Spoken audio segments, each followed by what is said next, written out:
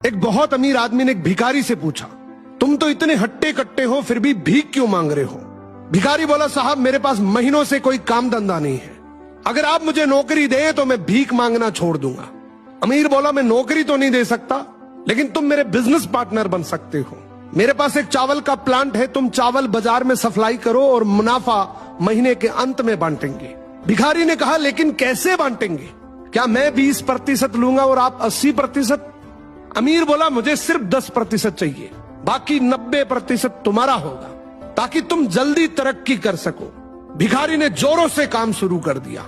उम्दा चावल और सस्ते दामों से उसकी बिक्री बहुत बढ़ गई और उसे खूब मुनाफा हुआ। लेकिन जब मुनाफा बांटने का समय आया तो भिखारी ने सोचा, सारी मेहनत तो मैंने की है, तो अब अमीर आदमी को 10% क्यों दूं?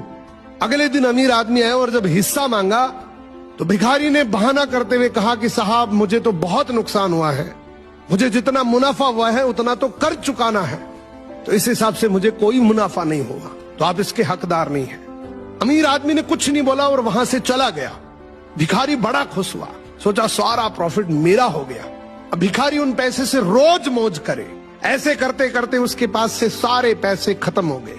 अब पैसे भी नहीं है और काम धंधा भी नहीं है, तो मजबूरन उसको फिर से भीख मांगना शुरू करना पड़ा। एक दिन वो अमीर आदमी उसके पास से गुजरा और उसको देखा, यार ये तो फिर से भीख मांगने लग गया। अमीर आदमी ने एक बहुत अच्छी बात बोली कि इस दुनिया में गरीब और अमीर आदमी जो होता है ना, उसमें सबसे बड़ा डिफरेंस होता है उसकी सोच का। एक रिच माइंडसेट हमेशा ये सोचता है कि मुझे भी प्रॉफिट हो जाए और मेरे साथ जो काम कर रहे हैं उनको भी प्रॉफिट हो जाए, लेकिन एक पुअर माइंडसेट हमेशा ये सोचता है कि जो भी प्रॉफिट हो सिर्फ मुझे ही हो।